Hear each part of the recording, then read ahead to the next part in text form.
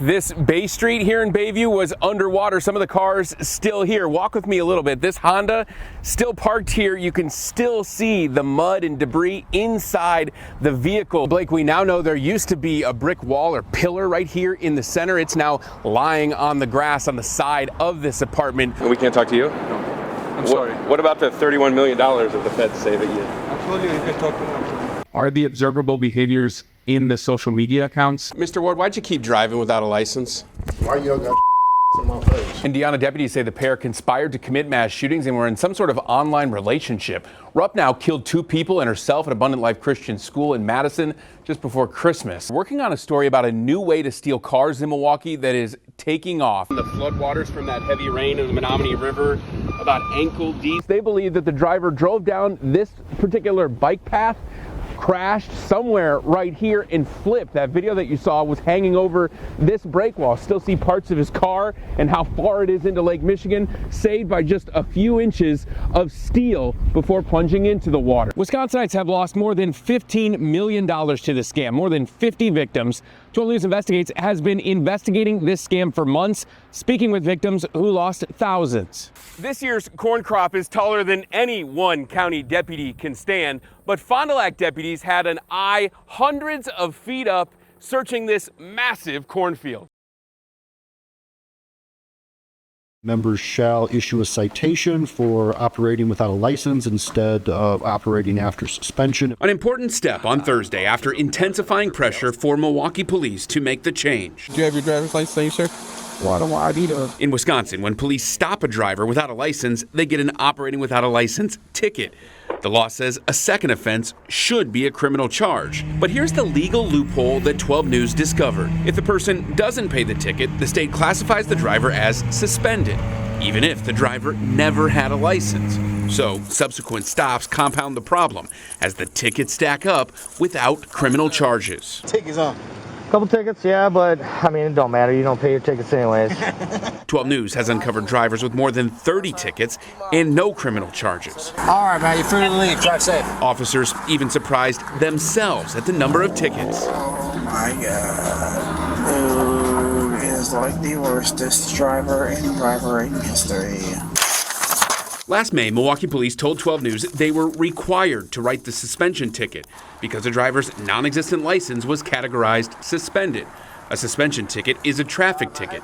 The second, operating without a license, should be a criminal charge. So if I don't pay that first OWL fine and my status shows up as suspended, you're writing the suspension ticket. Correct. Is that wrong? It's what we're required to do. It's the status of what Department of Transportation deems them to be. The new standard operating procedure issued to officers just days ago and is now published on the MPD website. It now requires police to refer a criminal charge the second time anyone is caught without a license and arrest the driver. A tougher penalty instead of ticket after ticket. We're trying to figure out a solution that satisfies both the desire to ensure that people are held accountable for operating without a license, but also taking into consideration a multitude of factors that go beyond just that particular offense. Officers will have some discretion. Alderman Scott Spiker, the Public Safety and Health Committee chair, took action after 12 News brought it to his attention. It took longer than I would have liked, but pointed out a problem. We held people's feet to the fire. We said we needed to change, and we had a change codified into the rules today. The legal loophole has proven to be deadly. A 12 News tally shows at least 17 people killed by repeat offenders over the last 18 months. Drivers like Navaris Campbell, who pleaded guilty to hitting and killing Taylor Poirier in June 2023 here at 76th and Florist. I'm truly sorry for what I have done to your family. I know my words can't take back what I have done. Campbell had 27 tickets at the time of the crash. Court records show Danny Romero admitted he never had a license after he slammed into an MCTS bus, killing his friend, Michael Captain. Court records show Milwaukee police are already referring charges in these cases, potentially putting dangerous drivers in jail instead of letting them drive away. I stuck with it, you stuck with it, and so it actually produced a result as a result of a couple of stubborn people. The State Department of Transportation has repeatedly denied our request for an interview, but those in the legislature who've been pressing the DOT say a classification fix could be coming statewide. That's without lawmakers passing a bill. For 12 News Investigates, I'm James Stratton. New body camera footage showing the pleas for help hours before tragedy struck. Now nobody will take her because... Inside a mental health hospital, a woman in crisis and a mother on the edge. She needs help. I need water. So I don't know what you guys need to do to make this happen, but she needs to be somewhere. She's going to hurt somebody or herself. Christy Labrizzi is pleading with Wauwatosa police to commit her adult daughter, who's been diagnosed as bipolar. So what's going on today? No one's listening unless if I make myself tiny. The daughter, Katie, tells police she'll stay at the facility voluntarily. Do you think at that moment in that hospital that she was in the right mind to make that decision herself? Absolutely not. Katie Labrizzi also voluntarily left that facility, and police say she stole this daycare van with 4 kids inside. My daughter is not a criminal, and you know, in her normal state of mind, she would never have done anything like that. The scene caught on body camera 30 hours before the alleged daycare van theft. The kids unharmed, Labrizzi now charged with felonies. I was basically begging them, you know, like, how are we supposed to help her if you're not gonna help me help her? You were begging them to chapter her. Yes. The commitment law, Chapter 5115, allows police to detain a person in crisis to get them mental health help. It states the person must have a substantial probability of imminent physical harm to themselves or others and are deemed treatable. Wauwatosa police told 12 News she didn't meet that criteria. If she actually hurts herself or someone else, that's the only point where someone's going to do something at this point. Yeah, and that's like we're trying to prevent that. Yeah, and so that's kind of the unfortunate part of the Yeah, it's really unfortunate because it's my daughter. Yeah, because like with the law, how it's written, it says she has to be an imminent danger to herself or others. Labrizzi is now connecting with others, including the family of Carrie Zettel, whose own desperate situation unfolded on police body camera. She doesn't have a place to live. She can't live with me because she's too violent. Zettel's daughter, Lauren Spores, has schizophrenia and is sleeping in the front yard of her mom's house on the south side under a tarp the night police arrived. That poor baby, hey? And I'm afraid of her. I'm afraid of her. Yeah, we can't force her to get some help. What we can do is, like my partner said, we can go catch up to her and see if she's willing to get some help. Like voluntarily. Despite telling Milwaukee police she's afraid of her daughter, the officers never mentioned Chapter 51. I'm worried about you, Laura.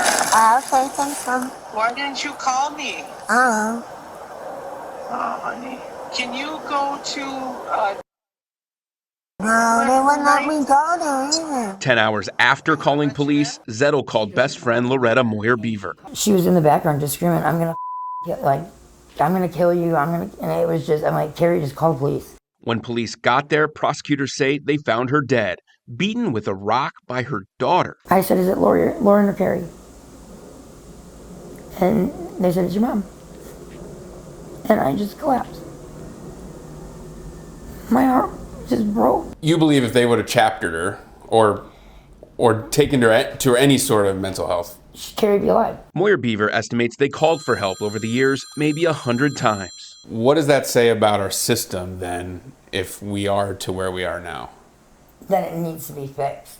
That the police need to be trained, and it needs to be easier for them to make those calls. Wisconsin's National Alliance on Mental Illness, or NAMI, is seeing an uptick in these types of calls. And those calls are, hey, I'm trying to get my loved one help. Right. And I can't? Right. I've called their provider, I've called law enforcement, I've called everyone I can think of. No one will help my loved one. In cases like the two involving Katie and Lauren, only police can take someone in under Chapter 51. If that person seems fine for that 10 or 15 minutes, the law enforcement officer is there, that makes it very difficult for them to assess that situation as being imminent. NAMI has ideas for changes. One would add mental health professionals to those able to chapter someone. And two, they want a change in the language, removing the word imminently from the law. which says to commit someone, death or serious injury will imminently ensue unless the individual receives prompt and adequate treatment for this mental illness. All of our viewpoint is there needs to be improvements on it, and we need to discuss how we can best improve that system. You believe the law needs to improve, you're just figuring out how it Absolutely. should. Those in the middle say that change can't come soon enough. It's frustrating, it's heartbreaking, it's disappointing, it's all of those things. A very important conversation there. James Labrizzi was in court today for that stolen daycare van charges. Yeah, this morning a doctor's report said that she is competent to stand trial. The judge agreed that criminal case for her will continue. Back to Chapter 51. No one tracks the approval or denial of cases at the police level under the law. Admitting someone is difficult, officers have to balance personal freedom and safety, all while responding to that scene. Milwaukee County does allow a clinician to chapter someone. That's only after police decide to bring them to the emergency center downtown. Police in both cases say they followed their own policy correctly. Here's investigative reporter James Stratton. The number of people caught in the middle. It added up to the $1,133.67. Just doesn't seem to stop. 2 shipments of catheters that I did not order, did not receive. You never requested the catheters? No. January to October. 12 News has talked to more than 80 people caught in the middle of a Medicare scam. Add Chuck Worster to the list. I got this off of Channel 12. I was watching that, and they showed the people being scammed by Medicare scam, charging their accounts, their Medicare accounts, for catheters. Chuck checked his own Medicare statement. Discovered that they started charging me for that. More than $13 grand on his behalf. You didn't order the catheters? Absolutely not, no. Didn't need them? No. Didn't want them? No, not at all, no. Didn't receive them? No, none. In March. It upsets me every time I see it. It's part of a more than $3 billion Medicare billing scheme. 12 News first unveiled this back in February. In all, Medicare says 11 companies billed them, almost all for catheters no one wanted or received. After months of reporting and asking how much Medicare actually paid, the feds now tell 12 News Medicare stopped 95% of payments, even though everyone's Medicare notices showed they were paid. Since our reporting on this began, documents now show Medicare has made referrals to law enforcement, terminated some suppliers, and recouped improper payments. The biggest move, Medicare is now changing the rules by removing the codes to bill for catheters and supplies, meaning Medicare will now be able to see those who legitimately bill the feds for catheters, easily track them, and give them the money they deserve. Aisha Pittman works at the National Association of Accountable Care Organizations, who represents healthcare providers. If they were to keep the catheter codes in there, your ACOs who are doing legitimate business would likely get less money. There were some ACOs that were at risk for having to pay back funds simply because of this errant catheter spending. The group first alerted Medicare about the widespread catheter scheme and now applauds the change. We are really happy with this policy because it acknowledges that ACOs shouldn't be held accountable for things that are outside of their control. Pittman says it's the largest Medicare fraud scheme she's seen. This is, I think, the first time that we've really seen a national broad scheme like this that was, when we looked at the data, impacting nearly every county in the U.S. Including almost $350 grand from the 80-plus people 12 News has interviewed from counties across Wisconsin. I'm upset. I'm very upset about that. As a taxpayer, we all have to chip in on it. We have to make up for that amount that's gone. And James is with us tonight. Your investigation uncovered this months ago. So how much does this actually cost our viewers? The feds say that it was 95%. They caught 95% of the $3.1 billion that these companies billed. That's great, but that means taxpayers still paid more than $150 million all for catheters no one wanted or received.